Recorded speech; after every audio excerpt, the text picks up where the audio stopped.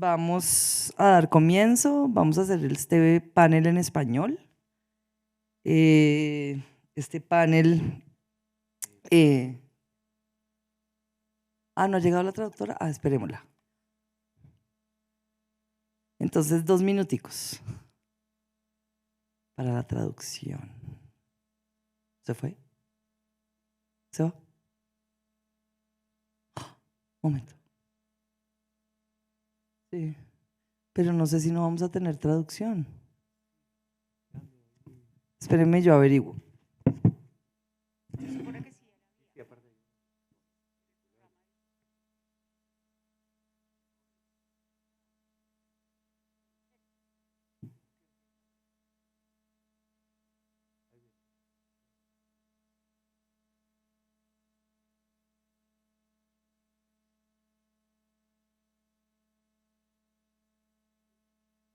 Tranquila.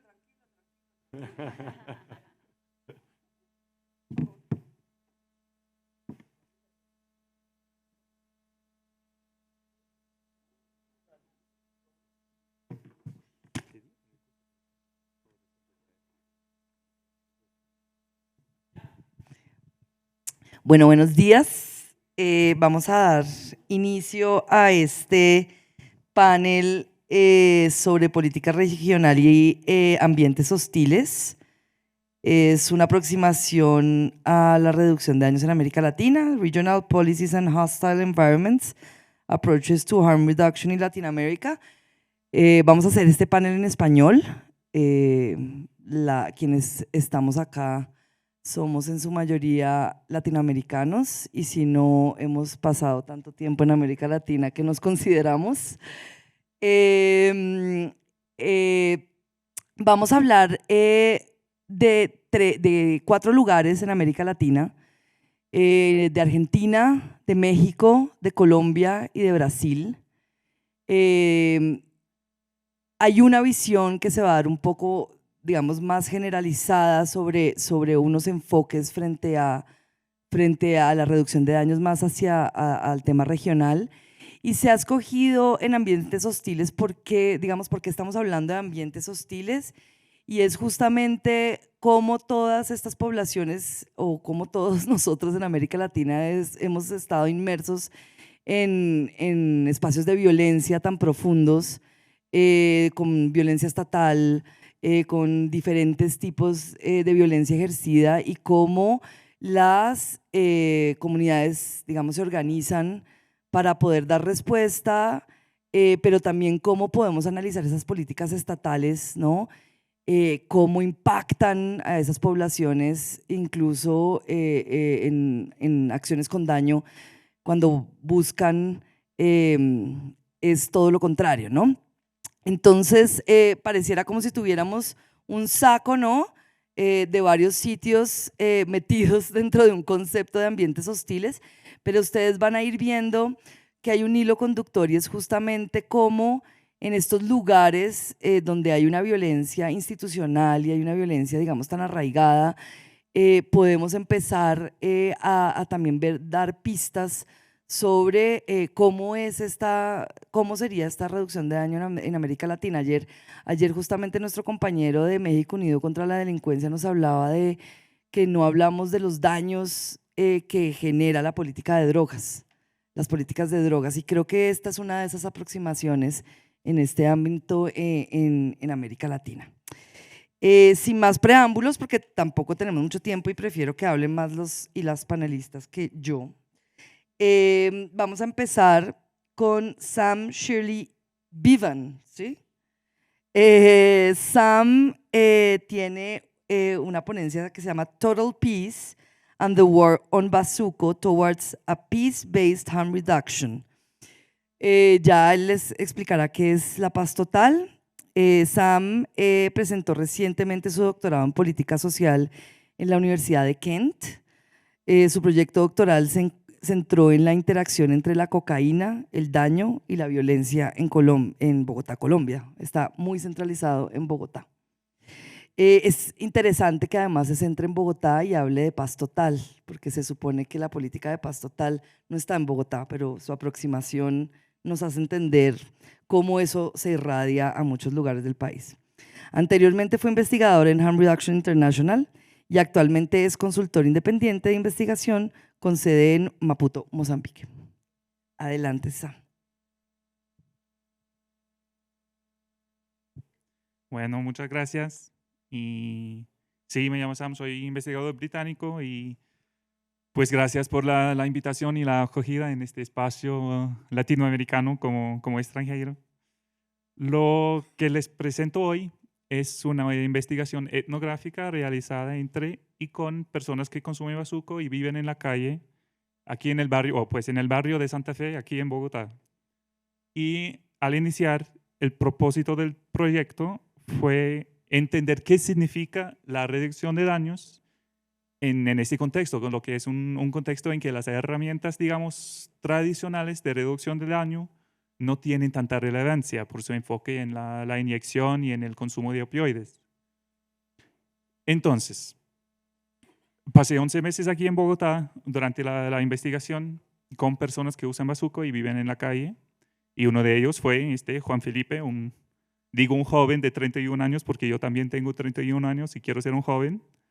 Y pues le pregunté, ¿has tenido problemas con los pulmones? Y yo, procediente de Europa, del norte global, de la reducción de daño y con conocimiento de las recomendaciones internacionales, con la literatura académica, planteé esta pregunta con la expectativa de que respondiera hablando de los problemas directamente relacionados con el acto de fumar, como el enfisema, cáncer de pulmones y otros problemas, asuntos así.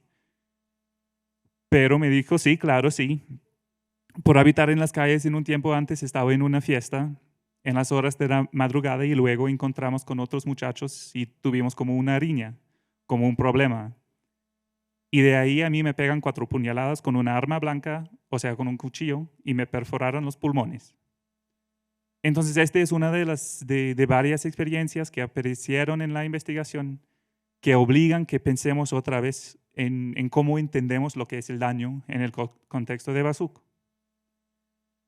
Entonces, toca problematizar un poco el concepto de daño. Y eso aquí es lo básico de la reducción de daños, es un poco reduccionista, un poco simplista, pero esos son los daños que dominan las recomendaciones internacionales y los programas de reducción de daños suelen ser diseñados para combatirlas, o sea, jeringas, metadona, naloxona, cosas así. Pero a esto podemos añadir otros asuntos médicos, los que esperaba oír de Juan Felipe, porque aparecen en la literatura académica acerca del consumo de sustancias fumables. Pero después, si hablamos de salud más amplia, tenemos que incluir también otros fenómenos muy relacionados con el consumo de bazuco que tienen un impacto en la salud. O sea, infecciones, palizas, puñaladas, neumonía, insomnio, todos ese tipo de cosas. Y después, también tenemos que reconocer las barreras a los servicios de salud, o sea, la falta de servicios, el estigma en servicios. Y incluso después, si nos interesa el estigma en los servicios de salud, ¿por qué no nos interesarían otras formas de estigma, sus impactos y todos los otros problemas que los muchachos y las muchachas experimentan en relación con su consumo de bazuco? Entonces, acabamos por reconocer un montón de daños que no tienen nada que ver con los programas de reducción de daños tradicionales. Y entre ellos tenemos daños físicos, tenemos daños económicos, daños emocionales y daños culturales. Y pues no solo son varios daños, pero se impactan entre ellos también.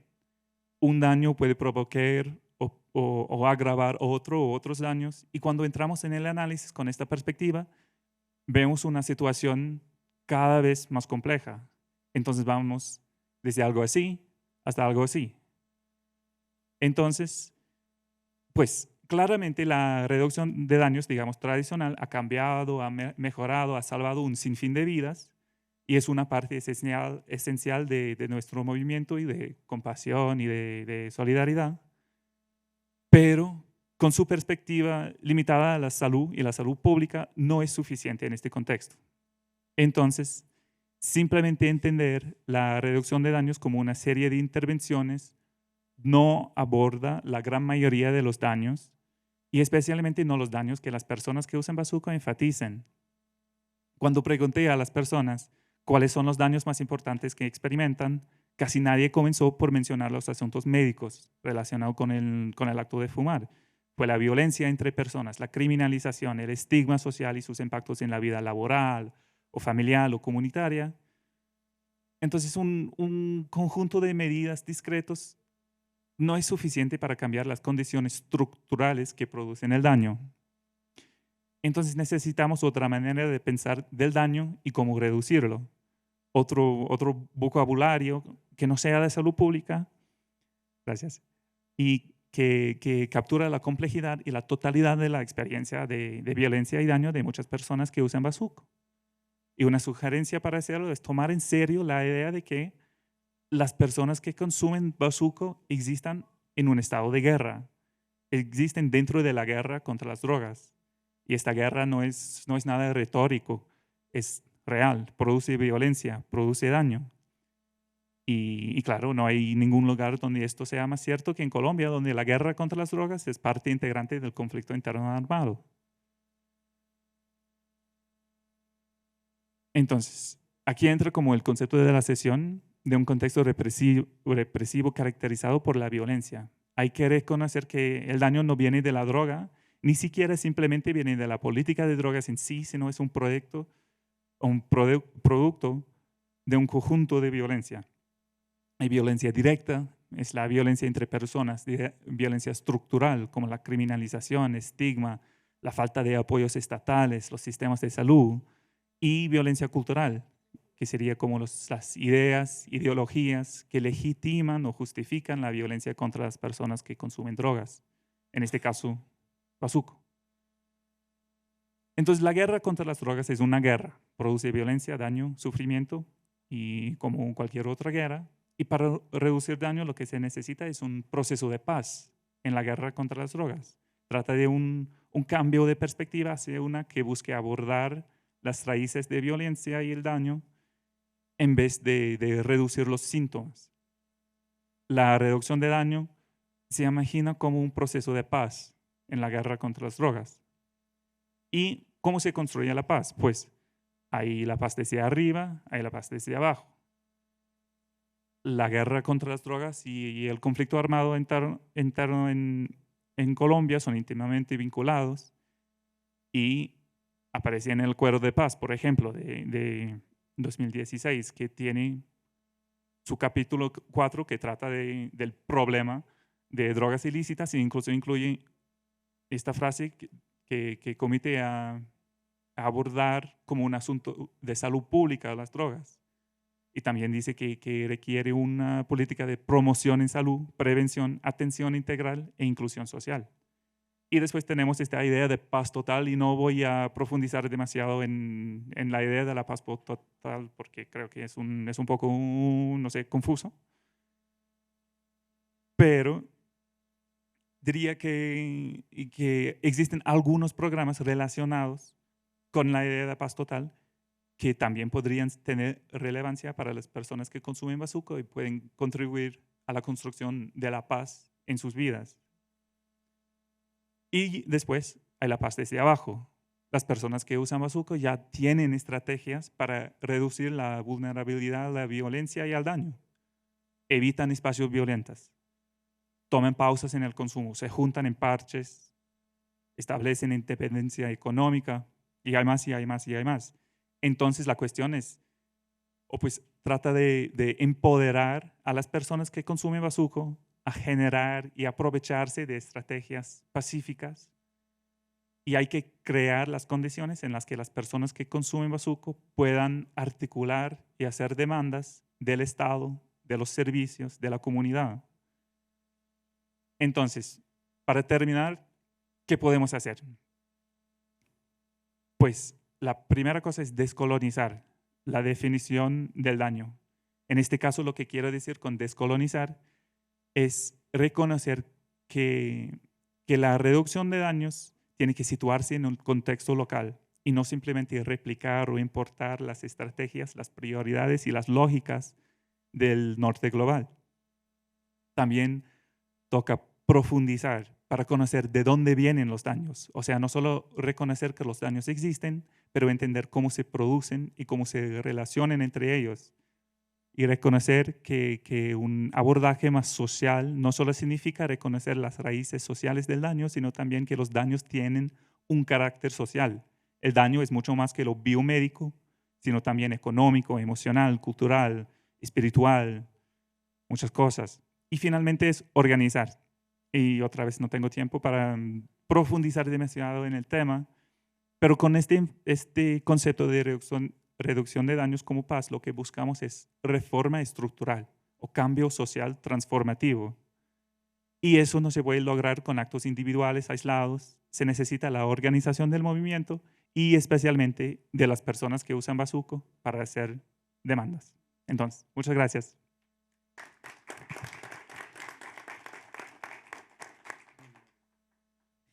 Muchísimas gracias, Sam. Bueno, Sam nos está invitando a ir más allá de las intervenciones centradas en lo que tradicionalmente ha trabajado la reducción de daños, que está sobre todo en opioides, y se enfoca específicamente en el caso del Bazuco en Colombia, a través de una investigación etnográfica en Bogotá, y expone justamente cómo la violencia estructural, emocional, económica y cultural que afecta profundamente a las personas que usan drogas, pues presenta unos daños que incluso esas personas mismas lo reconocen de primero que temas, digamos, relacionados con lo que entendemos tradicionalmente por salud, porque eso también hace parte del concepto de salud.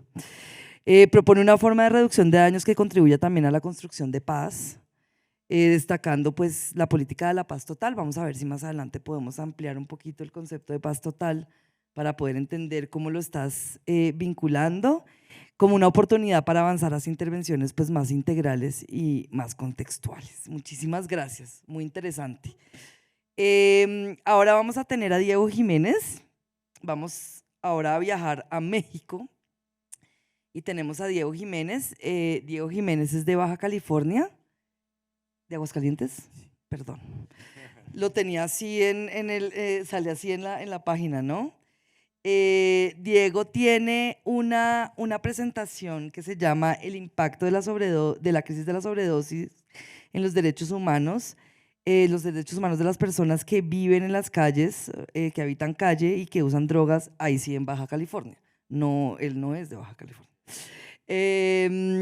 Es de Aguascalientes. Entonces Diego nos presenta una investigación muy interesante. Él es licenciado en Gestión Pública y Políticas Globales por el ITESO y es investigador en políticas de drogas y derechos humanos en Elementas Derechos Humanos de México. Adelante, Diego, por favor.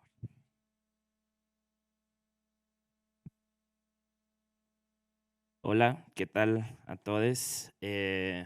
Antes que nada, decir que estoy muy emocionado, muy agradecido y también algo nervioso. Siento que pasar 6 meses sabiendo que iba a hablar acá era como estar anotado en la fila del karaoke durante 6 meses, sabiendo que iba a tener que cantar una canción que me sabía, pero al final aquí estamos, ¿no? También quiero agradecer mucho a Prevencasa y a Verter. Creo que ahora no hay nadie de ellos por acá, pero se me bloqueó la computadora. Perdón. Paro el tiempo para que no corras. Listo. Ah, no, parece que se me olvida la contraseña. Pero bueno, decir que sin ellos este trabajo no hubiera sido posible porque ellos están en la primera línea de trabajo en la frontera con las personas en situación de calle, que consumen sustancias. Y para iniciar, me viene mucho lo que dijo Luz Mary en la plenaria sobre justo entender el daño como algo más amplio. Y en este caso, en la frontera en México, entender el daño que ha hecho también el sistema Estado-Nación como el sistema racista que expulsa constantemente a las personas de todos lados, ¿no? No solo de Estados Unidos al sur, sino de sus estados de origen al norte. Bueno, pues yo les voy a presentar esta investigación, que es uno de nuestros informes más recientes, titulado Entre la calle y el uso, que busca dar un acercamiento a la situación de derechos humanos que viven las personas que habitan en calle y usan drogas, particularmente en las ciudades de Mexicali y de Tijuana. Para esto, primero voy a describir el entorno hostil en el que se desarrolla la investigación. Después voy a hablar un poco de cómo se configura el mercado ilícito de drogas en esta región, para hablar después del impacto directo que tiene sobre la población que vive en calle y usa drogas. Y finalmente voy a compartir unos ejemplos concretos de programas gubernamentales en Tijuana y en Mexicali que han afectado a esta población. Bueno, pues Baja California es un estado en el noroeste de México y colinda con Estados Unidos. Cuenta con 3.7 millones de habitantes. Listo. Sí, todo bien. Muchas gracias. Cuenta con 3.7 millones de habitantes y sus dos principales ciudades, Mexicali, la capital, y Tijuana, juegan un papel clave en las dinámicas de movilidad humana y fronterizas. Tijuana alberga más de la mitad de la población del estado, siendo también el municipio más poblado del país, y pues es sede también del cruce fronterizo más transitado del mundo por vía terrestre, San Isidro.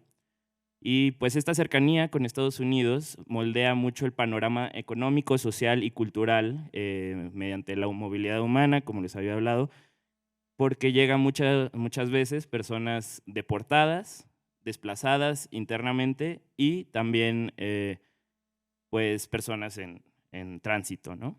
Sin embargo, en las últimas 2 décadas, Tijuana ha cambiado su dinámica de pasar de ser una... No, todavía no. Gracias. De pasar de ser una ciudad de tránsito a ser una ciudad de asentamiento permanente por el endurecimiento de todas las políticas migratorias estadounidenses. Además, hablando de entornos hostiles, Baja California es uno de los estados más violentos en México. Es el segundo estado a nivel nacional en homicidios, en personas privadas de la libertad, y sostiene altos índices de desapariciones, de detenciones arbitrarias, tortura, violencia de género, y todo esto está atravesado por el sistema militar, el conflicto entre cárteles y las dinámicas de reclutamiento forzado. Aparte, una de las dinámicas más fuertes que tiene Estados Unidos sobre México es cómo el consumo del norte en cuestión de drogas permea hacia la frontera sur, sobre todo hacia las poblaciones desplazadas y marginalizadas, ¿no? Ahora sí. Pues en esto afecta directamente cómo las dinámicas del mercado ilícito y el aumento de tráfico de fentanilo lograron lo que en décadas políticas de erradicación de cultivo y políticas prohibicionistas no pudieron hacer, que fue desplazar casi totalmente la disponibilidad de goma de opio y de heroína. Esto incrementó exponencialmente las tensiones entre ambos países, pero también impactó desproporcionadamente a las personas que utilizan drogas en esa región. Según datos de organizaciones locales, Prevencasa y Verter, el primer caso positivo de fentanilo se detectó en 2018. Para el 2019, el 75% de las pruebas analizadas ya contenían fentanilo. Y para el 2023, casi el 100%, el 99% de las pruebas realizadas por estas organizaciones dieron positivo a fentanilo. El aumento de este consumo obviamente también ha creado un incremento en las sobredosis que se han registrado, no todas fatales, es importante decir eso, gracias al esfuerzo de estas organizaciones, pero entre 2019 y 2021 aumentaron un 636% en Baja California y en Sonora. Importante decir que esta cifra que estoy dando no es oficial porque el Estado no registra este tipo de cifras. Ante esta situación, organizaciones como Verter y Prevencasa lograron revertir más de 2,000 sobredosis en un lapso de 4 años en Tijuana y Mexicali. Uno de los principales obstáculos a los que se enfrentan organizaciones como estas es que la naloxona sigue siendo un medicamento controlado en México. necesitas una receta médica para poder acceder a la naloxona.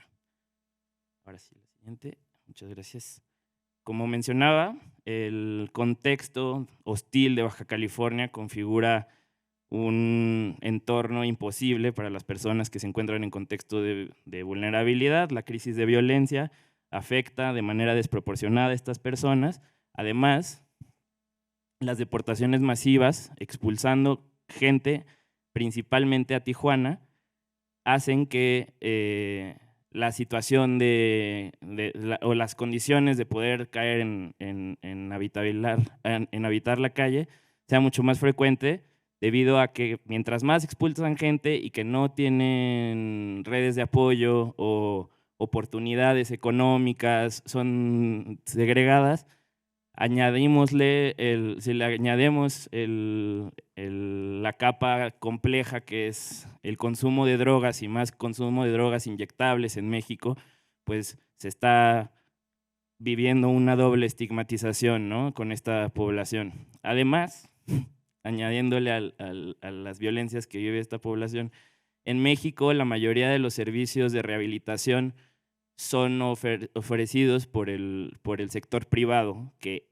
además de esto está desregulado, lo que genera un vacío importante en atención de calidad y basada en evidencia. Generalmente esta es dada por pares. Y recientemente han crecido también mucho los casos de ataques a centros de rehabilitación por parte del crimen organizado.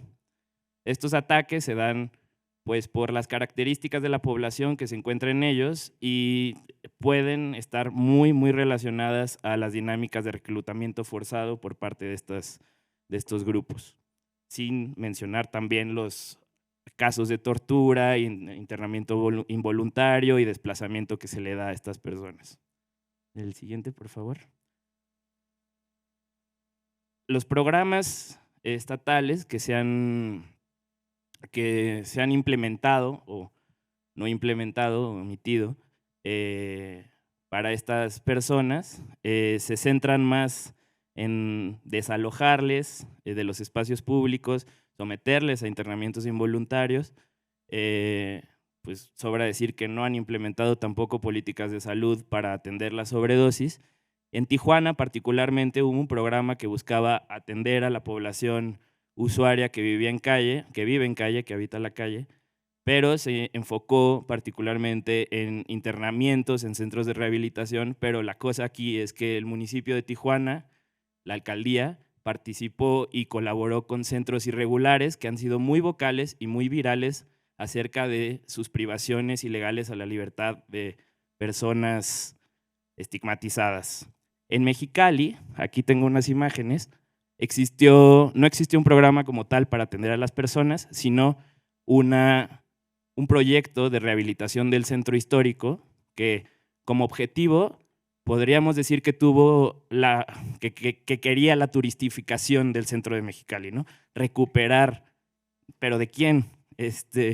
Estas imágenes las tomé directamente de una solicitud de información que realizamos y es el diagnóstico que se realizó sobre lo que había que cambiar, y como pueden ver hay una imagen de gente almorzando en la vía pública, lo que demuestra directamente que el Ayuntamiento de Mexicali dice quién sí es válida o no en el espacio público. Entonces, pues concluimos que las políticas públicas están diseñadas para borrar su presencia. Se les percibe como amenaza y no como personas sujetas de derechos. Ya para cerrar, frente a esta situación, en Baja California, las organizaciones de reducción de riesgos y daños desempeñan un papel crucial apoyando a las personas más vulnerables. Brindan asistencia social a las víctimas de violencia y además de esto, o sea, en el sentido que decía Sam, de entender el daño como algo más allá del consumo de drogas, en Verter y Prevencasa se ofrecen espacios seguros de conexión, dignidad y apoyo, donde el estigma, la criminalización en otros lados los dejan sin opciones. Si realmente queremos abordar las realidades de consumo de drogas, falta de vivienda y derechos humanos en México y en la frontera, debemos superar los enfoques bélicos y punitivos y reconocer a la reducción de riesgos y daños como una herramienta vital para reducir la violencia y construir comunidades inclusivas y resilientes. Gracias.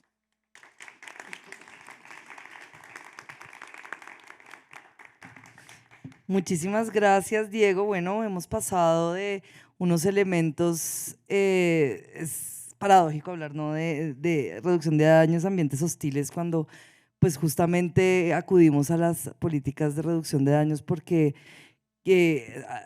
trabajamos con personas que han tenido que vivir siempre en ambientes hostiles, ¿no? Y que requieren, pues, que requieren otro tipo de enfoques. Vemos un patrón, ¿no?, de aproximación frente a esto, la insistencia de dejar un poco de lado estas aproximaciones higienistas, salubristas, de la reducción de daños y un intento por ampliar esta concepción y tener en cuenta los contextos de violencia, los contextos de estigma y exclusión. Entonces acá estamos hablando pues de un lugar altamente violento, no, que por eso no significa que el barrio Santa Fe no lo sea, altamente violento, donde tenemos pues un montón de dinámicas también violentas frente a actores armados, frente a mercados de drogas y una población, digamos, altamente estigmatizada que además recurre a unos espacios para poder buscar ayuda y espacios de conexión y se encuentra con violencia institucional, ¿no? Entonces es como una violencia ejercida por el Estado desde unos lugares y desde otros. Entonces eso es un elemento que es muy importante ver y que Sam no lo nombró tangencialmente, pero digamos que Diego lo nombra de manera muy específica y es todo este tema de la renovación urbana y la gentrificación y cómo son también estrategias que le viene muy bien la guerra contra las drogas para pues tener unas gestiones del suelo un poco más express, pues que permiten pues intervenir, ¿no? Esta investigación pues nos visibiliza la violencia y la exclusión de las personas que viven en la calle y consumen drogas en Tijuana y Mexicali, denuncia la respuesta estatal, denuncia la respuesta privada, pero también estatal por legitimarla, la privación de la libertad, y pues nos propone lo que hemos venido hablando y es cómo las organizaciones pues justamente sí se organizan y dan respuesta a este tipo de situaciones, ¿no? Y todo esto a través del testimonio de quienes han tenido esos efectos de un modelo punitivo, ¿no? Ese es el resultado. Muchísimas gracias, Diego. Esperamos tener un espacio para preguntas ahorita para que puedan profundizar. Ahora vamos a Argentina, o sea, bajamos del norte al extremo sur en este viaje por los contextos hostiles y tenemos a Pablo Zimmerman, ya un viejo veterano de estas lides. Las canas. Es fundador, mire, cuando ya uno es fundador y director ejecutivo de Intercambios Asociación Civil en Argentina, él es psicólogo, es profesor e investigador en la Universidad de Buenos Aires, es el coordinador de la Coalición Americana sobre Políticas de Drogas, también coordina Confedrogas en América Latina, que es quien ha venido organizando las conferencias latinoamericanas sobre políticas de drogas. Lo que nos va a presentar Pablo es un estudio de caso, un caso puntual de trabajo de ellos. Se llama Hacia una política pública integral en Río Negro, Argentina, una articulación entre el Estado y la sociedad civil. Cuando, digamos, aproximándose al consumo. Adelante. Bueno, gracias Marcela. En principio quiero decir que estoy muy feliz que después de tantos años la Conferencia Latinoamericana de Reducción de Daños, la Conferencia Internacional de Reducción de Daños haya vuelto a la región latinoamericana después de 27 años, algo por lo que hemos venido luchando hace tiempo y por suerte se ha dado. Quiero agradecer a Colombia, haber podido ser anfitriona de esta conferencia, a ATS, la organización local, a HRI por haber hecho el esfuerzo, y a mis compañeros y compañeras de mesa, con quienes muchos de ellos son compañeros de trabajo, con quienes hemos colaborado durante mucho tiempo, y fundamentalmente el compromiso que hemos tenido de poder reducir nuestras intervenciones a un máximo de 10 minutos, y ahí les pedimos el compromiso también a ustedes, porque esos 10 minutos a los que reducimos nuestras ponencias es para poder dialogar con todos y todas ustedes.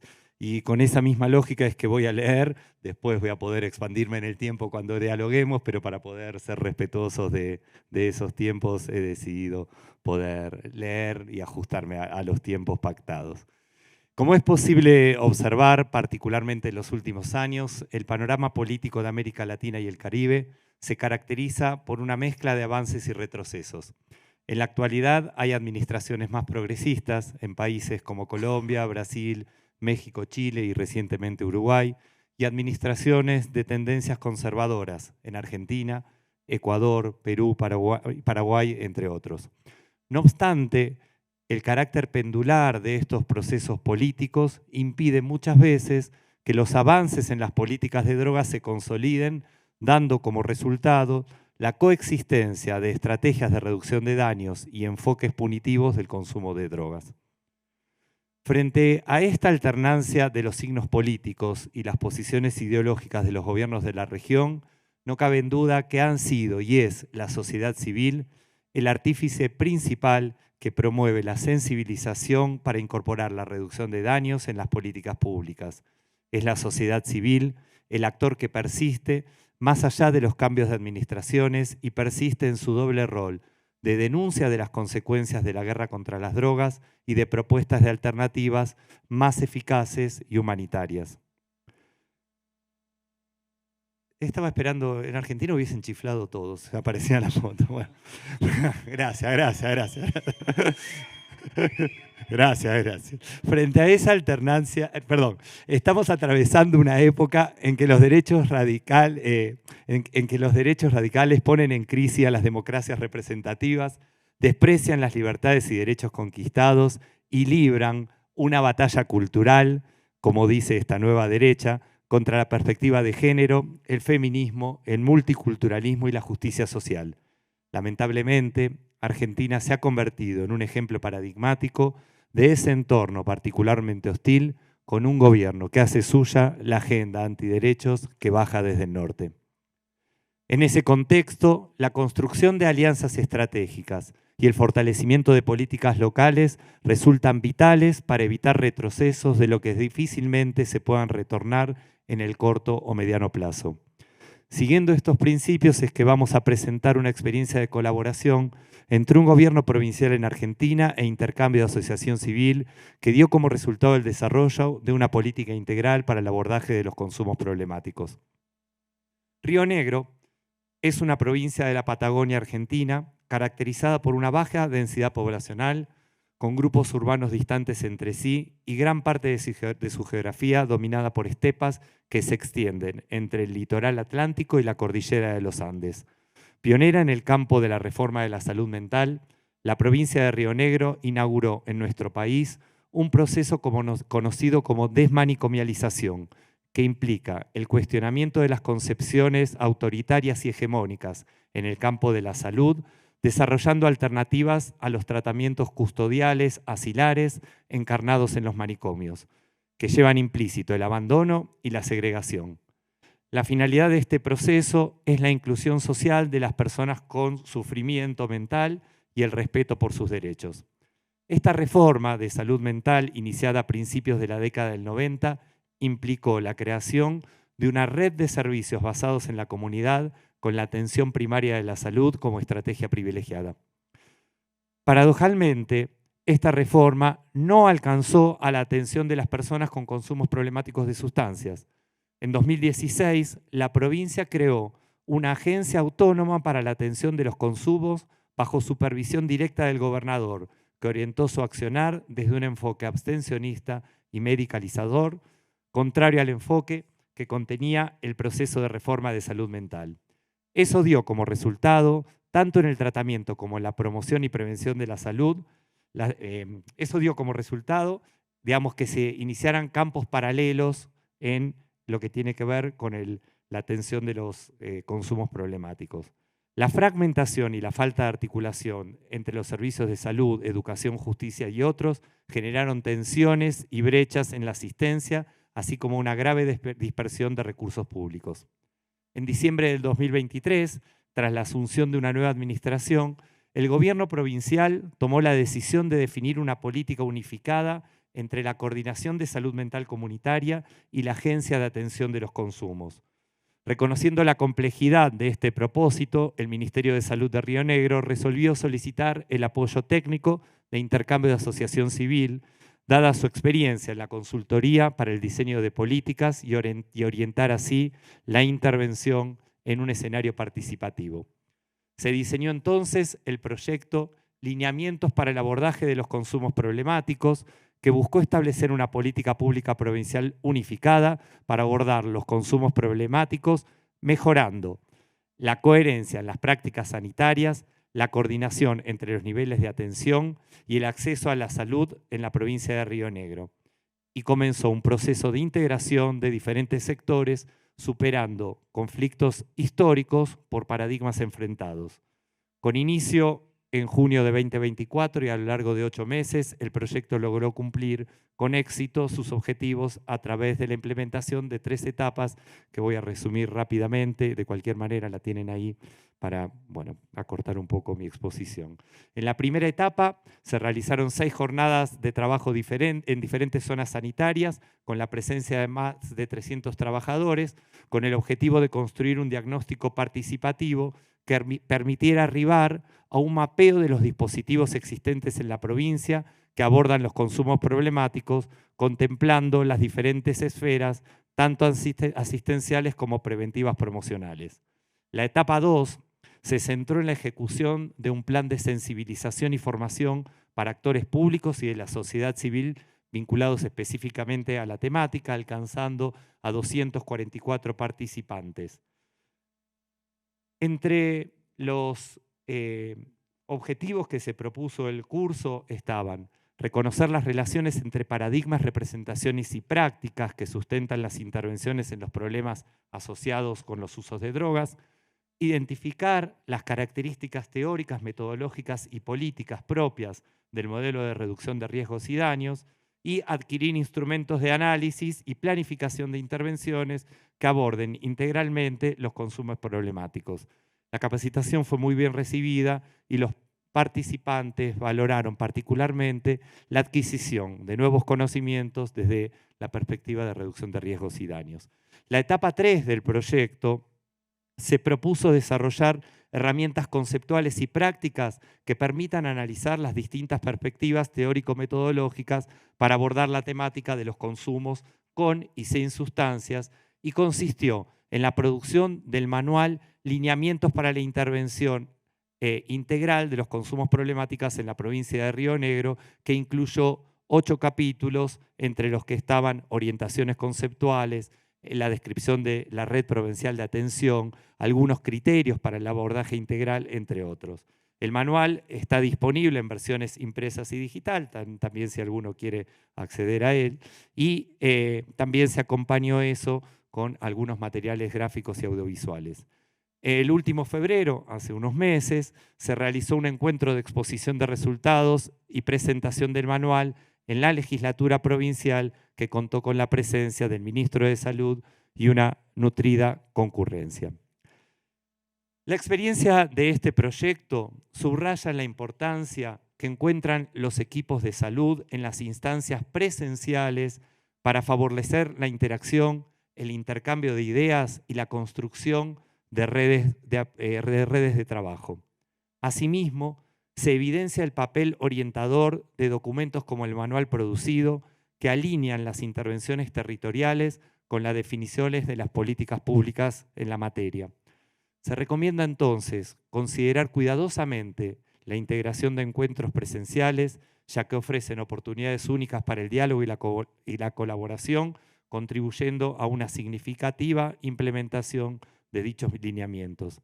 La experiencia recorrida demuestra que la construcción de una política pública integral debe ser un proceso participativo que incluya la expertise de las organizaciones de la sociedad civil, permitiendo la sinergia y maximizando los recursos. Este enfoque busca la mejora en el acceso a la salud y también la promoción de los derechos de las personas que usan drogas, reafirmando el rol del Estado como facilitador y garante de estas iniciativas. Ahora bien, en este entorno hostil, ¿cómo interpelar ese sentido común que quieren imponernos, que busca eliminar la solidaridad, las identidades colectivas y el protagonismo popular? Como trabajadores del campo de la salud mental y la reducción de daños, creo que solamente la articulación entre lo clínico, lo político y lo ético nos permitirá posicionarnos frente a estas amenazas. Muchas gracias.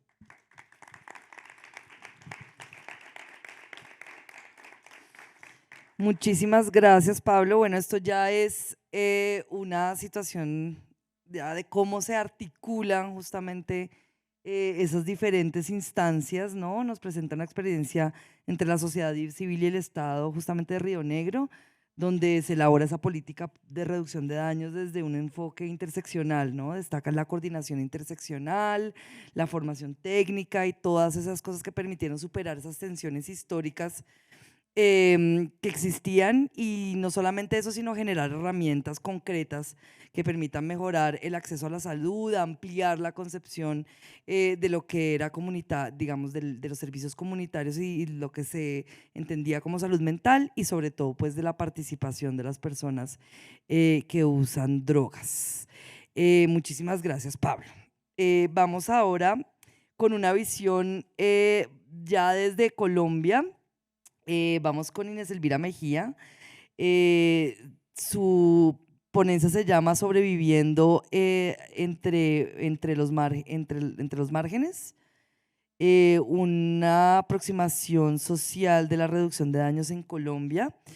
Inés Elvira, pues, si digo que es otra veterana, me asesina aquí. Es nuestra ganadora de uno de los premios que la reconoce como, pues, alguien que ha llevado la reducción de daños en Colombia. Para mí es un gran honor ser moderadora también de esta mesa donde ella está. Personalmente le he aprendido muchísimo. Ella es una psicóloga, magíster en política social. Ha sido referente y promotora colombiana del cambio de paradigma en las políticas de drogas y la reducción de daños desde finales de los 90, liderando investigaciones, procesos de formación y política pública para ampliar el alcance y consolidar la reducción de daños desde una perspectiva de derechos, salud y lo social. Adelante. Hola a todas. Gracias, Marcia. Bueno, voy a leer porque el tiempo nunca rinde, entonces mejor. Sí. Bueno, sobrevivir a los márgenes, ese es el planteamiento de lo que voy a compartir con ustedes. Desde la década de los 80, la región de América Latina se conoce como la región más desigual del mundo. Y de acuerdo con analistas y entidades como del Banco Interamericano de Desarrollo, del PNUD o de la CEPAL, la desigualdad es persistente y es histórica. Es decir, esta es una región que ha sido caracterizada por sus profundas desigualdades en materia de ingresos, de riqueza, y se considera virtualmente imposible crear sociedades más igualitarias en nuestra región, lo cual es pues tremendamente, es una perspectiva digamos muy pesimista que nos ha acompañado en las últimas décadas tristemente. Y la razón para que eso sea así es que obviamente la desigualdad en América Latina pues es diversa, obviamente que depende de situaciones muy localizadas a nivel pues nacional y territorial, pero es un fenómeno altamente complejo, con raíces muy profundas, asociadas muy directamente con el colonialismo, que trajo consigo temas como la distribución de la tierra, la explotación, el extractivismo de recursos, la marginación, la exclusión de amplios y diversos grupos de población y la creación de estructuras sociales jerárquicas. A esto tenemos que sumar temas que son muy endémicos en Colombia, tristemente, que es la violencia estructural, la violencia sistémica, el conflicto armado, que nos ha acompañado también por décadas. Y todos estos elementos persisten en la actualidad y desafían las posibilidades de movilidad social ascendente, de justicia social y de equidad en nuestro contexto. Stiglitz ha explicado que la disputa entre colonizadores y pueblos originarios en América Latina sembró esa semilla de desigualdad y de segregación social. Y la pobreza es un fenómeno que hoy impacta alrededor de la mitad de la población en países como Colombia. La informalidad es la fuente de medios de vida para la inmensa mayoría de la gente, y la pobreza es aún mayor en zonas periféricas, fronterizas y rurales.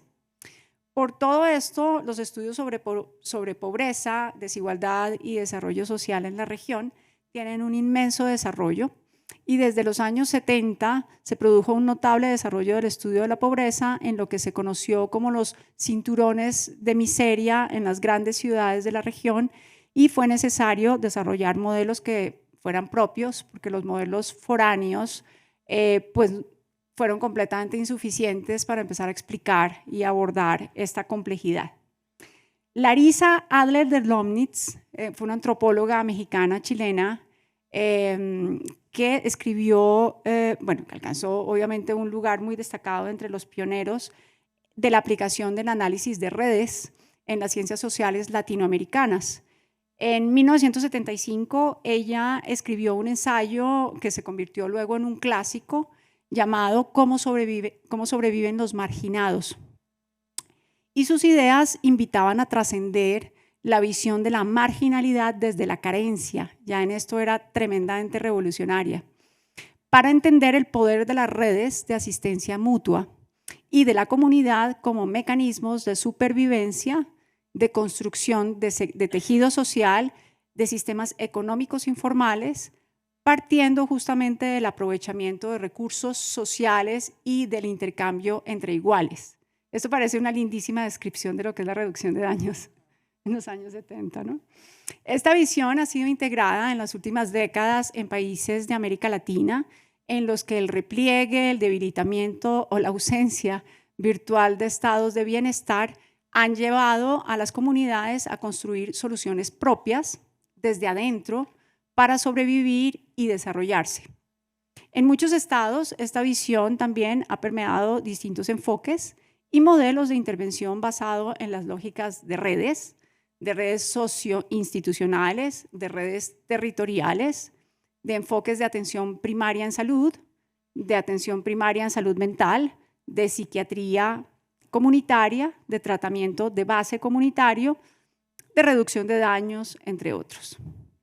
Si bien todos estos modelos tienen distintos orígenes, tienen en común que promueven el ejercicio y restablecimiento de los derechos, el combate de la exclusión social, la mejora de la calidad de vida y el bienestar de individuos y de comunidades, la acción social, que es importantísima, en suma, pues el desarrollo social y el desarrollo humano.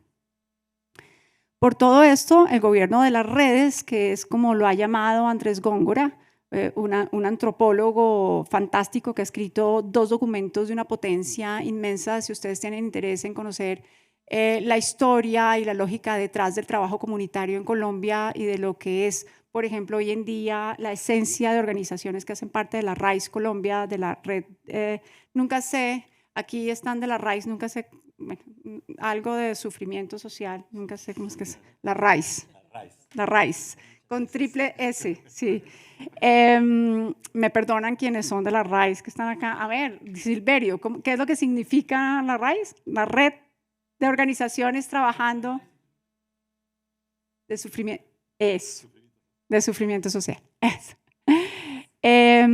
Bien, por todo esto entonces el gobierno de las redes, que es este concepto que usa Andrés Góngora, y las estrategias de base comunitaria, hoy hacen parte integral de políticas sociales en muchos países de América Latina y del Caribe. Como sabemos, la reducción de daños es un enfoque basado en derechos y en el cuidado de la salud pública. tuvo origen en la respuesta a una crisis humanitaria de salud frente a la cual los estados no estaban respondiendo ni oportuna ni adecuadamente.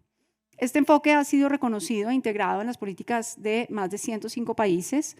Quiere decir que un poco más de 1 de cada 2 países en el mundo reconoce la reducción de daños como un modo de aproximarse a poblaciones de difícil acceso u ocultas, crear puentes, acercar servicios, cerrar las brechas de atención, reducir barreras de acceso a los servicios, restituir derechos a las personas que usan drogas, acercar, humanizar la atención y de partir desde donde las personas están, sea lo que eso signifique.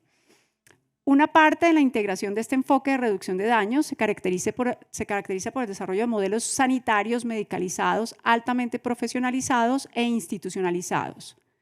Pero esta aproximación sanitaria medicalizada coexiste en la actualidad con otra de corte mucho más comunitario que se ha desplegado en algunos países de América Latina y muy especialmente en Colombia.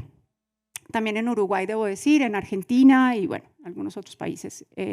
Curiosamente, el origen de México hace que en México igual sea un poco más restringido el desarrollo de este modelo. Sin embargo, en la actualidad, en la última década estamos viviendo una tendencia revisionista de la reducción de daños como enfoque, como filosofía, como respuesta a las problemáticas complejas que viven, por ejemplo, las mujeres, las personas de género diverso, los grupos en situación de vulnerabilidad que usan drogas. Se trata de grupos cuya vulnerabilidad no solo está basada en su uso de drogas, en las drogas que usan o cómo las usan, sino en sus condiciones de vida y de contexto que amplifican la exclusión, las violencias sistémicas, las violencias de género, la falta de oportunidades, la discriminación, el estigma, la imposibilidad de gozar de derechos básicos como la vivienda digna, ropa, comida, trabajo. En ausencia de estos estados de bienestar a los que me refería antes, con redes de protección social débiles y ante crisis humanitarias que vienen cambiando el paisaje social y las dinámicas comunitarias en muchos de nuestros países, surge una idea de la reducción de daños de más amplio espectro, que incorpora la aproximación diferencial a los servicios, la mirada feminista interseccional, de reparación del daño y de justicia social.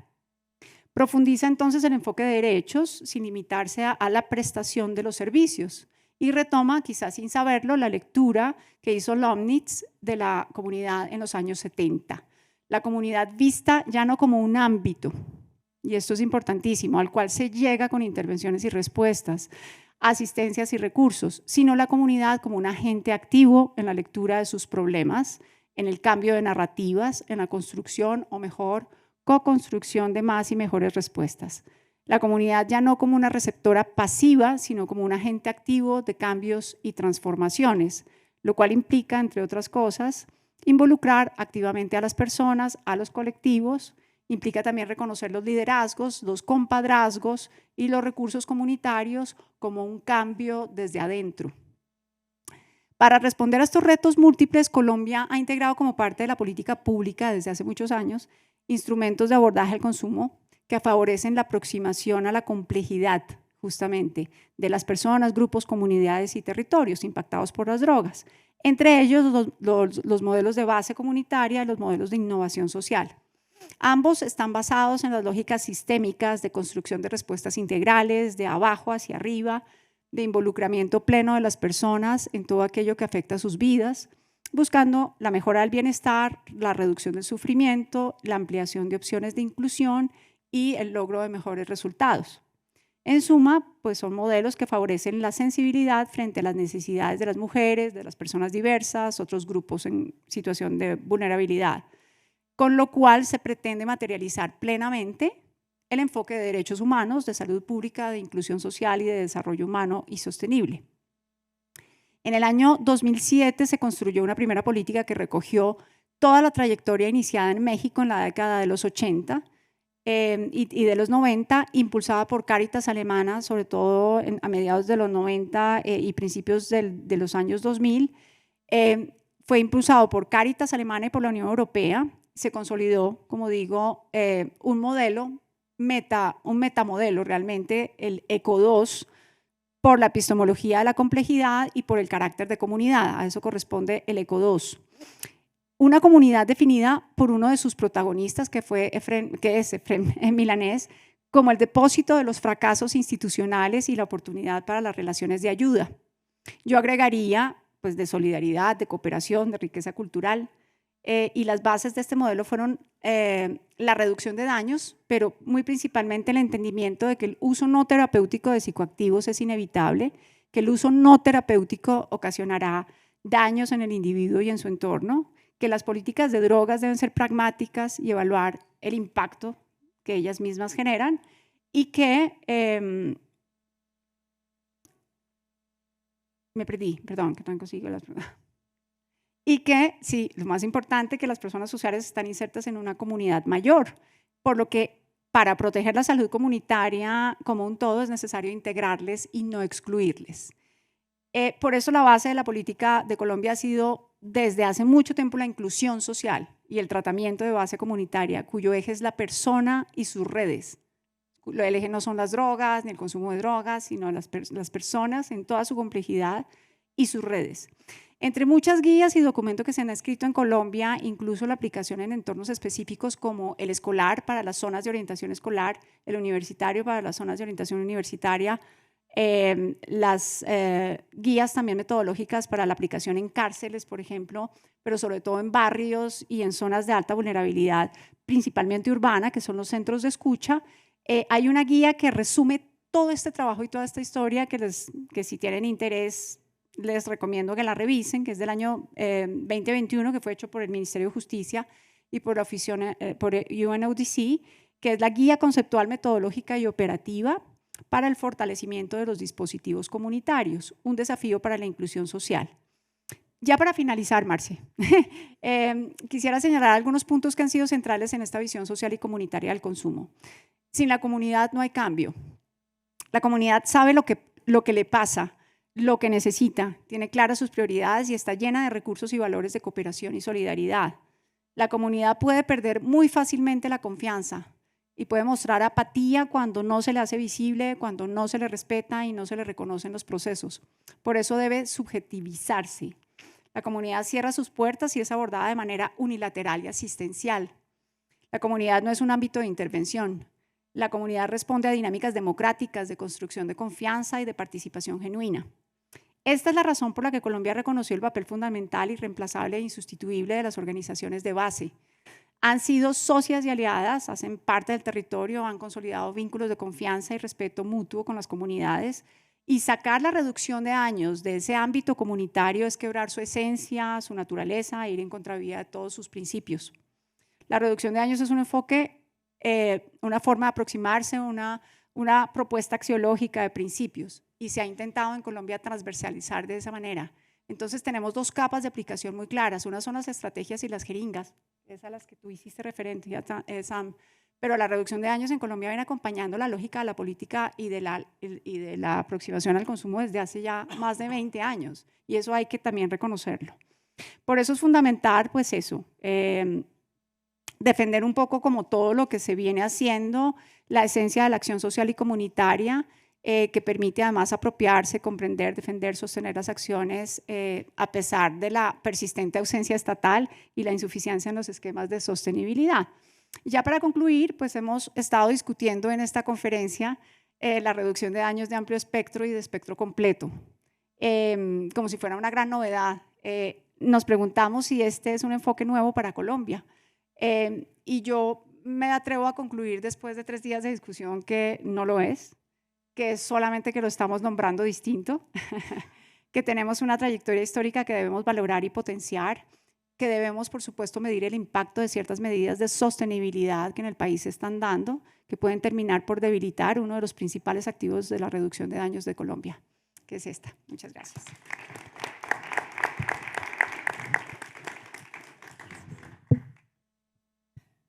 Muchas gracias, Inés Elvira. Bueno, así rápidamente, entonces Inés Elvira nos propone una visión crítica, una revisión crítica pues, de la reducción de daños en Colombia, que también va más allá del modelo médico. Analiza pues, cómo las comunidades sobreviven desde las márgenes mediante redes de ayuda mutua.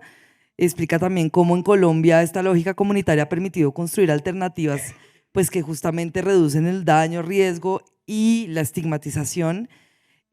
promoviendo pues e intentando, digamos, mostrando que lo que debe intentarse es justamente promover esa integración efectiva entre Estado, sociedad civil y personas usuarias o pues comunidades como unos agentes activos, ¿no?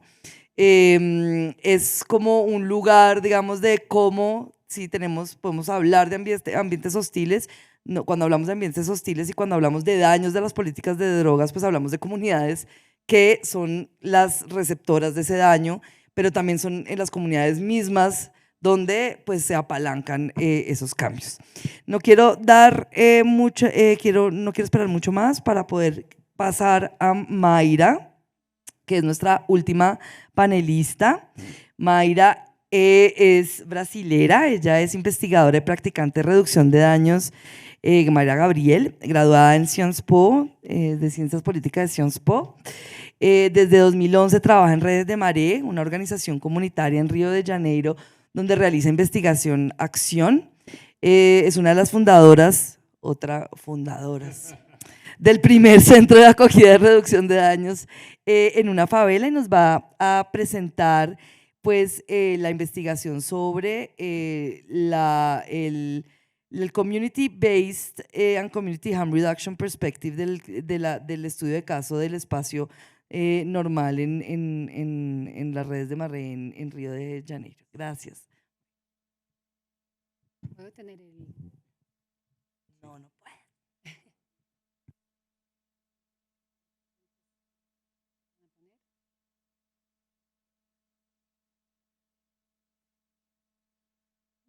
¿Me puedes poner la presentación? Gracias.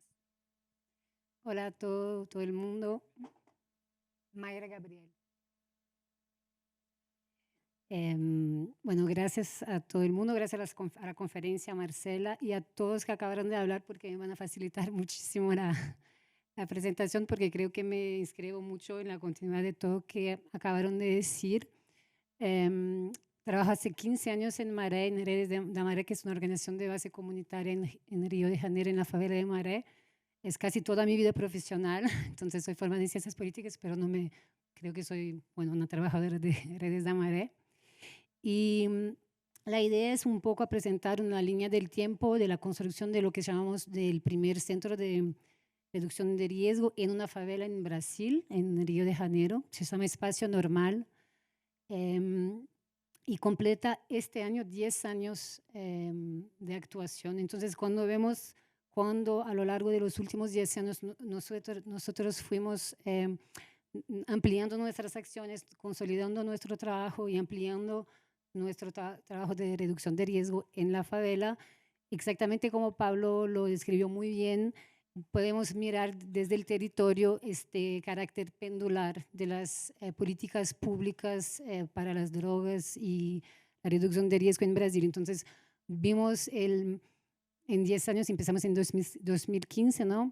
Vimos el golpe contra Dilma, 4 años de Bolsonaro, la vuelta de Lula, y aunque sí es progresista, está en condiciones de negociación con el parlamentarismo muy complicado. Entonces tenemos como cohabitaciones tenemos ahora el primer programa para centro de convivencias con plata pública, ¿no? En Brasil, pero al mismo tiempo sabemos que son las comunidades terapéuticas que siguen teniendo el mayor volumen de financiamiento público, menos directamente que durante Bolsonaro, pero indirectamente por enmiendas parlamentarias. No sé si saben lo que es, después podemos hablar de eso. Entonces, nosotros fuimos desarrollando, a partir de la experiencia del espacio normal, una reducción de daños que no llamábamos así al principio. Cuando empezamos el proyecto, nadie había trabajado con reducción de riesgo, pero fuimos consolidando esa perspectiva y la llamamos de un cuidado comunitario. En Brasil usamos más territorial que comunitario, entonces quizás voy a mezclar entre territorial y comunitario, pero la idea es pensar el cuidado a partir de esos recursos y de las redes del territorio. Entonces, antes de empezar a presentar el espacio normal, quería solo dar como 3 puntos de contextualización, porque ¿qué estamos llamando de territorio hostil, ¿no? De ambiente hostil? Esa es la ciudad de Río. Todos los puntos en este color, ¿cómo se dice? Violeta, son favelas, ¿no? En el estado de Río, y Maré es el cuadradito ahí. Entonces, diferente del imaginario de muchas ciudades de Latinoamérica, las cracolonias, las cenas de crack en Río no son cenas en el centro histórico, en los centros de las ciudades, son cenas periféricas, ¿no? Entonces eso cambia completamente el imaginario político y cómo se piensa reducción de riesgo, ¿no? Entonces las cenas están en territorios periféricos y están completamente relacionadas a la agenda de seguridad pública del estado de Río, lo que sabemos que la guerra de drogas es una guerra contra las periferias en Brasil, pero que también da posibilidades de hacer reducción de riesgos en las brechas, ¿no? Porque estamos en territorios que también son territorios de informalidad. Voy a hablar un poco más de eso después. Maré es, para quien sabe, la favela donde nació y creció Marielle Franco, que fue una vereadora brasileña que se fue asesinada por el Estado, viene de Maré. Y es también una favela que tiene 140.000 habitantes. Es importante decir eso porque las intervenciones en Maré son intervenciones de dimensiones municipales, ¿no? De pequeñas ciudades. Entonces es importante pensar en esta escala.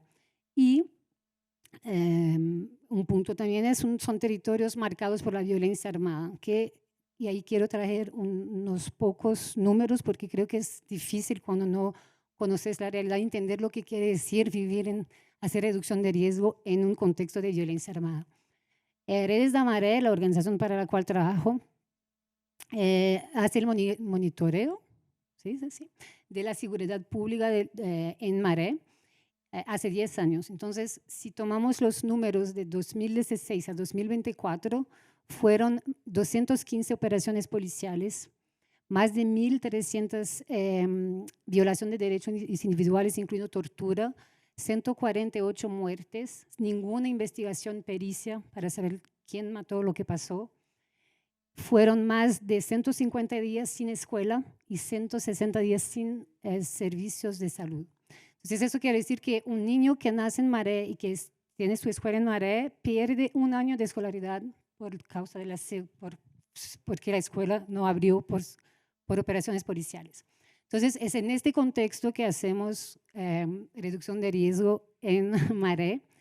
Entonces, desde el principio, porque Redes de Maré es una organización de base comunitaria muy antigua, trabaja hace más de 30 años en Maré, y la metodología es hacer investigación e intervención todo el tiempo. Entonces, hacemos diagnósticos, investigaciones y pensamos cómo responder a los resultados, ¿no? Entonces, el proyecto empieza en 2015, eso es Maré, eso fue tuvimos un año de ocupación militar luego antes de la Copa del Mundo, en el 2014.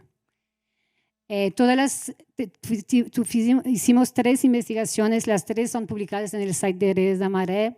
La primera es Mi nombre no es cracudo, en el 2015, fue la primera aproximación que hicimos cuando la escena de crack llega en Maré como en el 2012-13. Y el primer trabajo que hicimos fue yo y más 2 personas ir a la escena para saber quién eran las personas que vivían ahí y cuáles eran las demandas y cómo ellos identificaban los servicios que existían para ellos. Y básicamente lo que encontramos es que las personas que estaban ahí entendían el espacio como un espacio de moradía y no solamente como un espacio de uso. Entonces hicimos como bastante trabajos, no voy a entrar en detalles, pero una cosa que hicimos fue la construcción de un baño público en la escena. Y yo me acuerdo que fue en la conferencia de Montreal en el 2017 a presentar este trabajo y me sentía como muy una extraterrestre hablando de reducción de riesgo en la construcción de un baño que no era un baño de uso. Pero eso fue posible porque estamos en una favela también, ¿no? Como que podemos hacer reducción de riesgo en las brechas, ¿no? Hacemos todos los trabajos que hacemos, lo hacemos mucho con fotos y quería mucho aprovechar esta telona para mostrar los trabajos.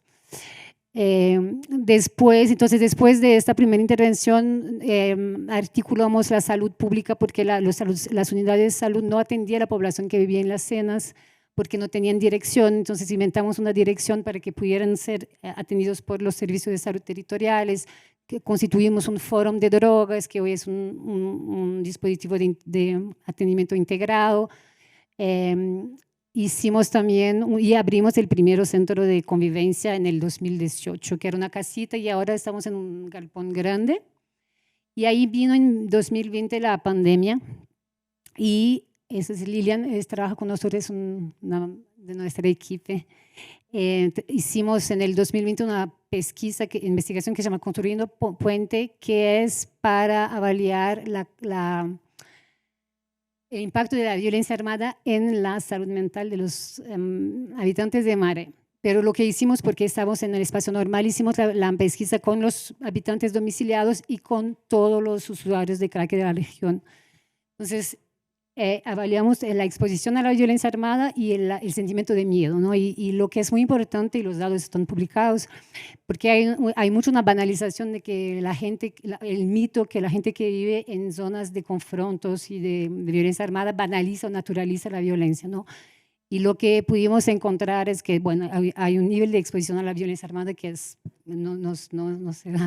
es imposible darse cuenta, y también un nivel de miedo muy grande. Entonces son personas que viven con miedo y con todos los síntomas que este miedo constante puede dar.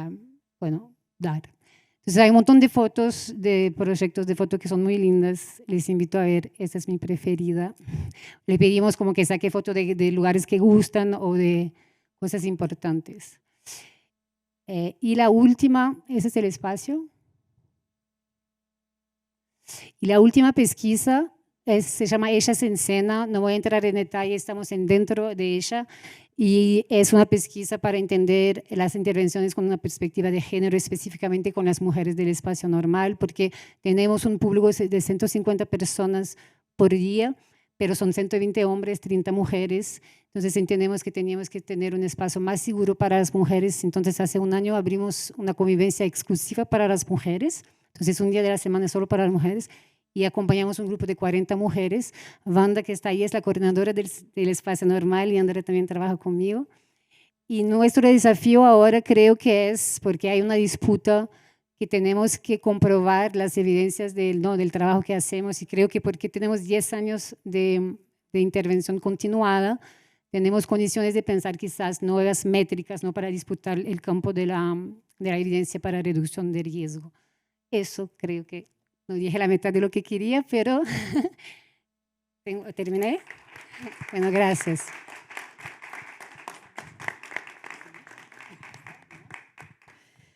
Bueno, muchísimas gracias. Mayra, pues nos está cerrando un panel con pues un maravilloso espacio en Río de Janeiro, con una experiencia que es pionera en Brasil, de la creación de un centro de reducción de daños en una favela de Río, pues liderado por una organización comunitaria, ¿no?, que lleva pues todo el tiempo, pues muchos años allá. A través de casi 10 años de investigación, acción, el proyecto pues ha venido consolidando metodologías, buenas prácticas, mostrando también cómo una estrategia de justamente investigación-acción puede ser aliada para construir en estos entornos hostiles esas respuestas éticas, contextualizadas y transformadoras en territorios atravesados por la violencia, ¿no?, en esos contextos hostiles. Nos van a dar 15 minutos más. Me parece muy importante que utilicemos este espacio para que ustedes como público puedan hacer preguntas sobre, pues como fueron intervenciones tan cortas, que se prestan para profundizar muchísimo más. Entonces quisiera darles la palabra. Voy a entregar aquí uno de estos, si ustedes me ayudan, de estos para mover el micrófono, y por favor, pues no sé quién tenga alguna pregunta sobre algún tema específico de nuestros panelistas.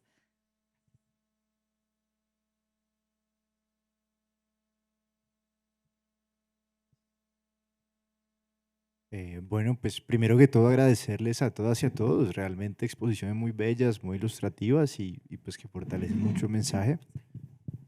La pregunta es general para quien la quiera responder, y es pues aquí en Colombia, y supongo que es una realidad generalizable a Latinoamérica, pues pasa mucho que en estos escenarios hostiles hay adolescentes, niños y niñas con problemas pues de consumo dependiente de sustancias psicoactivas, con escenarios de violencia muy fuertes, con muchísimas problemáticas asociadas. Yo quisiera preguntarles, pues, ¿cómo se debería visualizar la reducción de daños para eso, para niños, niñas y adolescentes en el escenario latinoamericano? ¿Quién quiere empezar a responder?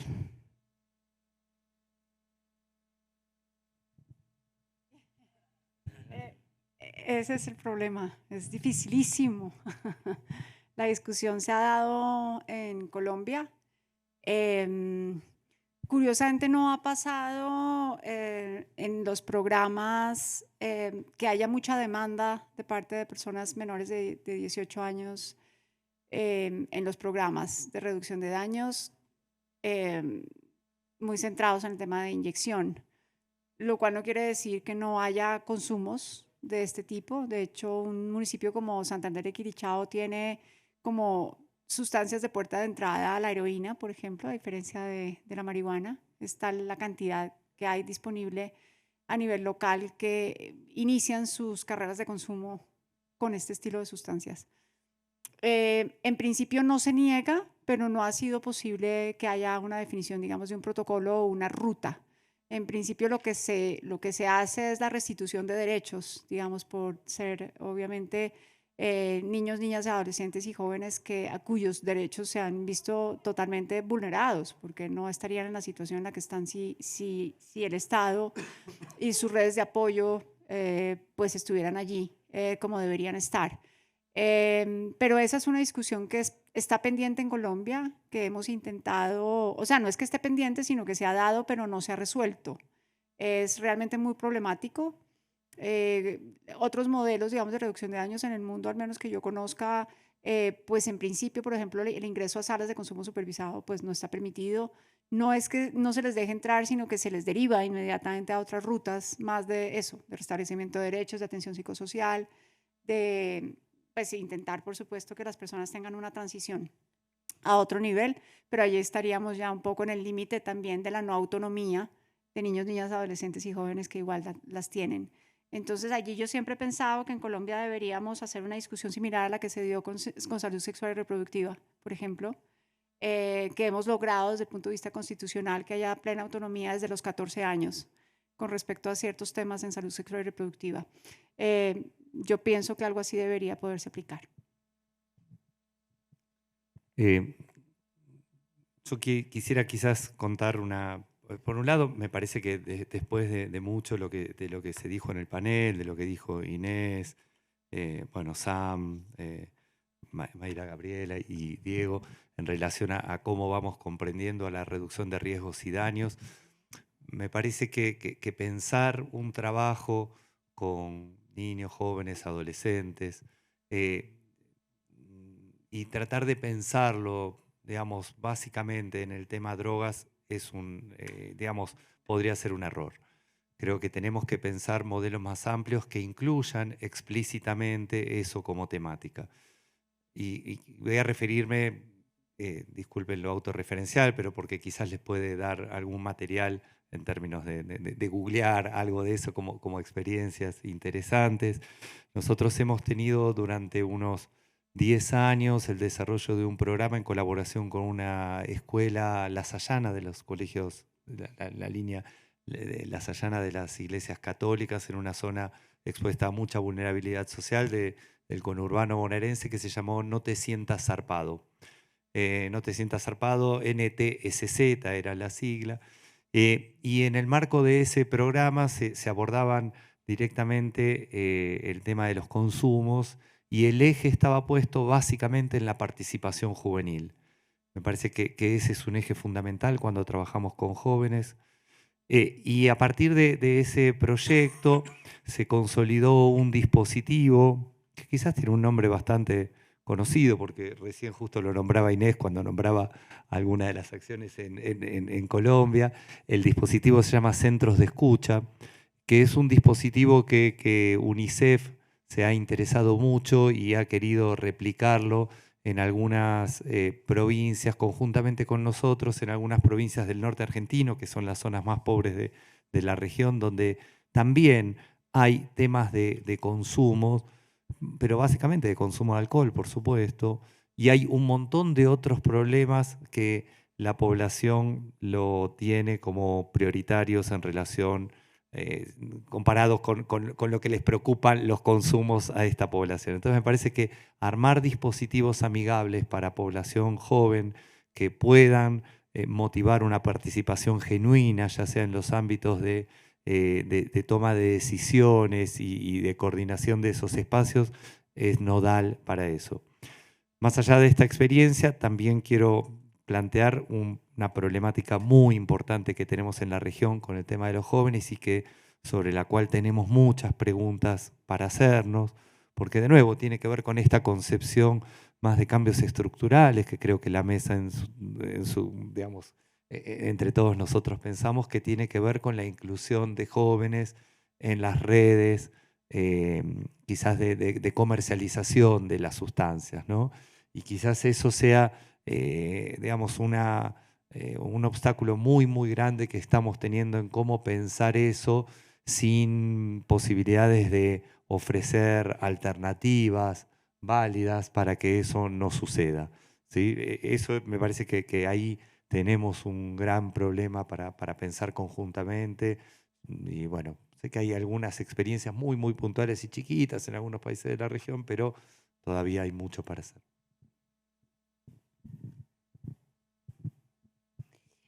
Nosotros en el espacio normal no atendemos menores de edad declarados.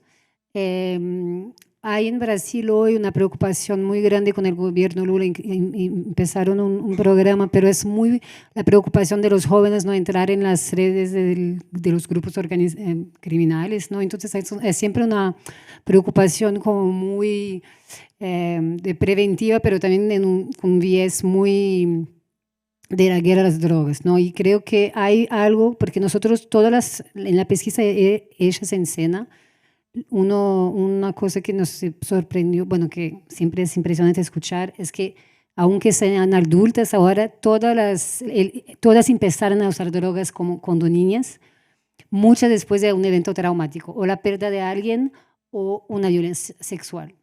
Y básicamente son siempre, como es el 99% de las mujeres que hoy están en el espacio normal, empezaron a usar drogas en la niñez por trauma. Entonces, lo que estamos discutiendo en el espacio normal es cómo incluir otras políticas públicas en la discusión de la reducción de riesgo y mucho en la promoción de la protección de la infancia, ¿no?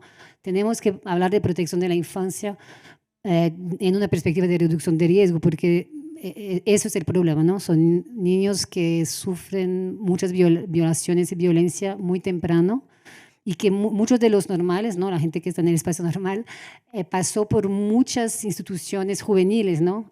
Y antes de estar en la calle. Es un proceso como una trayectoria que empieza muy temprano, ¿no? Entonces hay que envolver la protección a la infancia en la discusión, creo.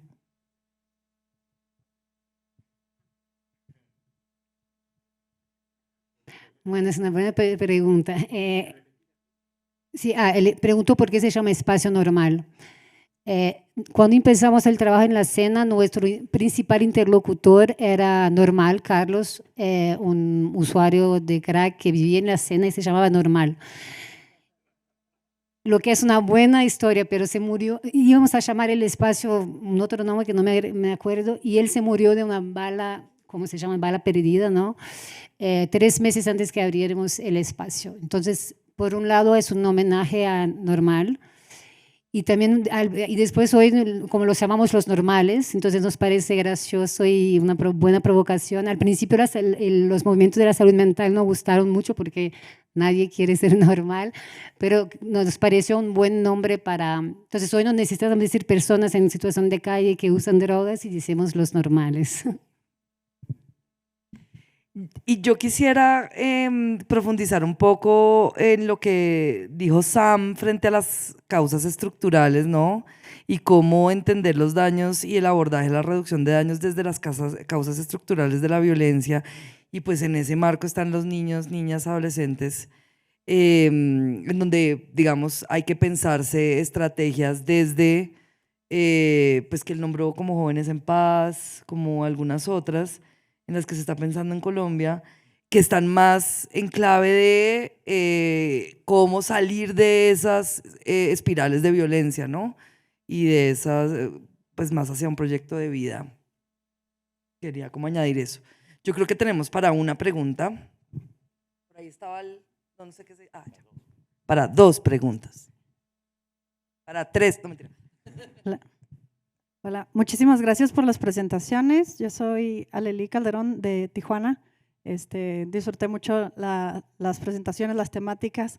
Yo hago investigación en Tijuana justamente sobre violencia estructural, pero combinada con injusticia ambiental en una población que vive en un río binacional. La mayoría deportados, personas que se inyectan drogas. Esto es justamente junto con Prevencasa en Tijuana. Y bueno, a partir de como que de este enfoque de violencia estructural, de la apropiación de los espacios, de la vivienda, la falta de vivienda y cómo ciertas poblaciones son desplazadas a ciertos espacios donde tienen más riesgos, no solo de violencia directa, pero también de violencia estructural y de violencia a través del ambiente. Es algo que le llamamos nosotros violencia estructural ambiental, que es como que la fusión de estos 2 términos. Y bueno, mi punto es, en otros contextos en la región, desconozco qué tanto como este tipo de dinámicas están sucediendo. Hablo de poblaciones que se desplazan a áreas que en teoría son naturales, pero que no están en condiciones óptimas. Hablo como de agua contaminada, basura, espacios riesgosos desde un punto de vista ambiental, pero que están afectando de manera desproporcional a las poblaciones más marginalizadas, en este caso, usuarios de droga. Entonces, bueno, la segunda parte del comentario tiene que ver también con esta intersección entre estos 2 temas, pero desde la parte de los derechos humanos a servicios básicos que muchas veces se proveen en la vivienda, como es el agua potable, los baños y las regaderas. Hemos encontrado en la frontera Tijuana-San Diego que las personas que no tienen acceso a regaderas tienen mayor incidencia de abscesos en sitios de inyección y también pues tienen índices más altos relacionados con violencia policíaca, con estigma, mayor ansiedad y también bueno, otros temas también relacionados con salud mental, de algo que pues que debería ser, bueno, que es un derecho humano, pero que es un tema que muchas veces pasamos por alto cuando hablamos de personas usuarias de droga. O sea, el acceso que tienen a la higiene corporal, a tener acceso a agua potable. O sea, vemos también síntomas de deshidratación como bastante confundidos con otros temas. Y bueno, que esto también impacta violencia de género, salud menstrual y muchos otros temas. Me gustaría saber como un poco de su experiencia como en esta intersección en sus diferentes áreas y contextos. Bueno, yo voy a meter aquí la cucharada.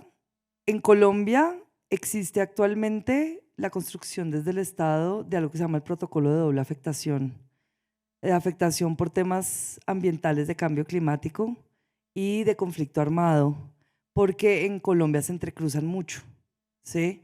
Las poblaciones que han sufrido afectaciones por conflicto armado son poblaciones que por lo general tienen mayor afectación frente a temas relacionados con cambio climático. Digamos, eso se aborda y están interrelacionados y el Estado, digamos, también lo tiene identificado en ese sentido. Yo creo que lo que vos hiciste es una descripción de cualquier villa, como le decimos nosotros, sería las favelas en Brasil, del conurbano bonaerense alrededor de la ciudad de Buenos Aires, que no tiene que ver con el uso o no de sustancias, sino más bien con una condición socioeconómica donde ciertas poblaciones, bueno, se las van empujando hacia esos lugares y esas son las condiciones de vida. En muchos lugares, incluso muy cerca de Buenos Aires, no tienen agua potable y por supuesto padecen las mismas. Bueno, tu descripción fue, no sé si hay estudios sobre eso, pero empíricamente podría afirmar que es una buena descripción. Me pareció muy interesante las cifras, o sea, estos datos que compartes, y sería interesante conocer esos estudios justamente que dice Pablo, que yo tampoco conozco, pero es claro que al menos en Canadá sí se han hecho. Una de las razones por las que el programa de Vancouver, de Hastings, de Insight, es todo un sistema.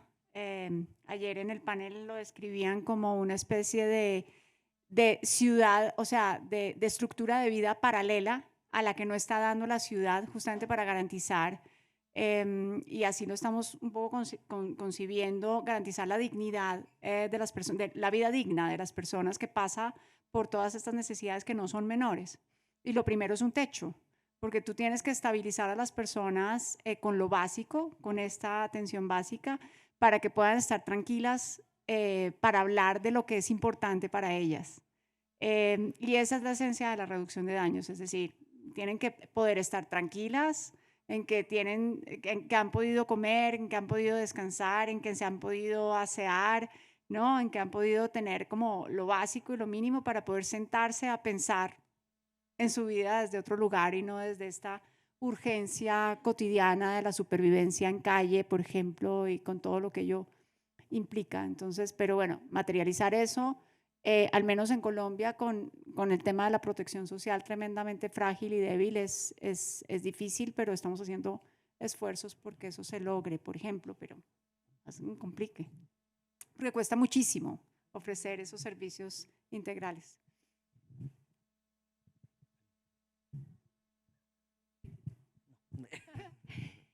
No, porque de todas las dimensiones que colocaste, me parece que hay una también que es muy importante, que es el derecho a la intimidad. Y que eso fue Lilian, que apareció y que trabaja con nosotras. Y el espacio exclusivo para mujeres quizás es la mejor cosa que pasó, y es que es la posibilidad de verse nua, como que de ver su cuerpo cambiando, de ver las cicatrices, el cuerpo, bueno, todo eso. Hay una entrevista súper bonita con ella, donde ella explica cómo el espacio normal, que es un espacio seguro, donde se pueden quedar sin este timing de la calle, ¿no? Donde siempre tienes que estar atenta, te da el derecho a la intimidad con tu propio cuerpo, ¿no? Y con el placer. Y esa es una dimensión que hay que hablar también, porque no hay intimidad en la calle, ¿no? Hay un tipo de intimidad que no es tranquila. Última pregunta.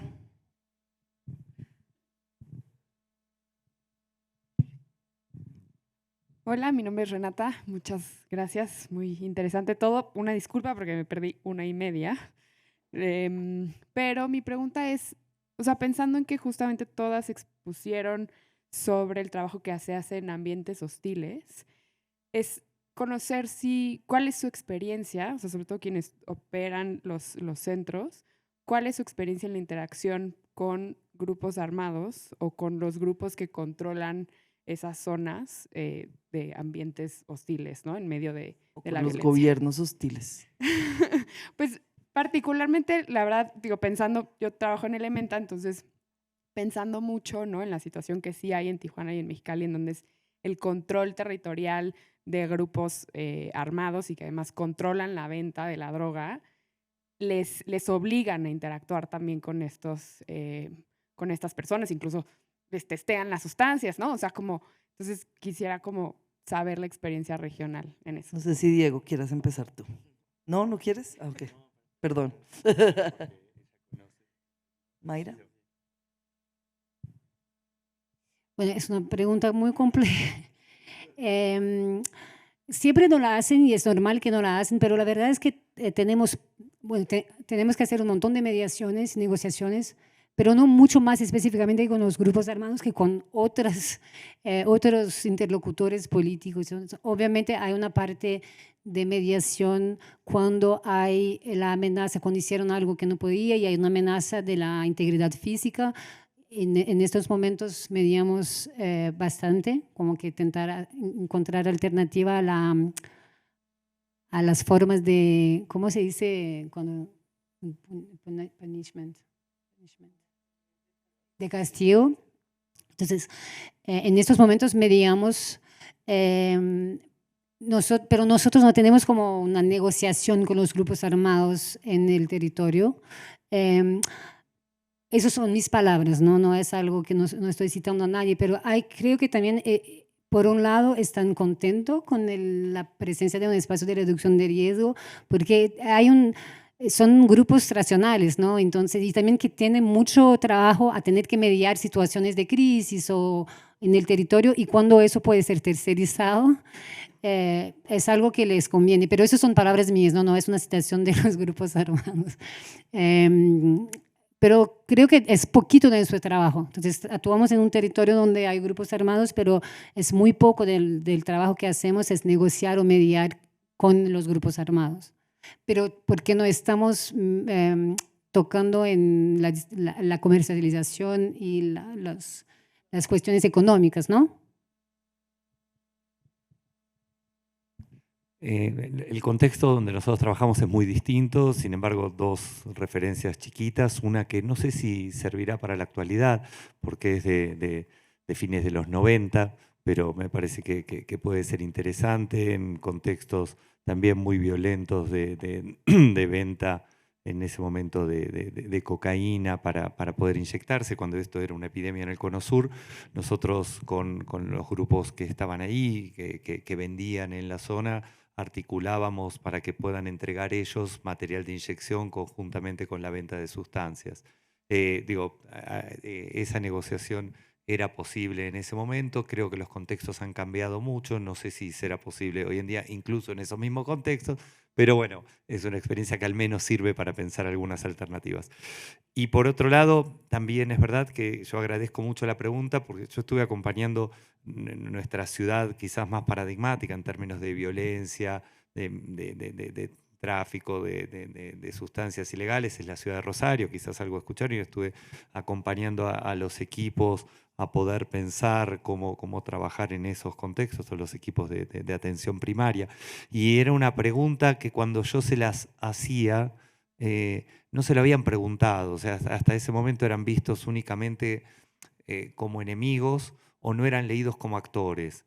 Entonces me parece que tu pregunta en principio trae la posibilidad de pensarlos como claros actores de la escena que no se pueden negar y que, bueno, habrá que ver cómo cada equipo decide articular con esa realidad que le toca, ¿no?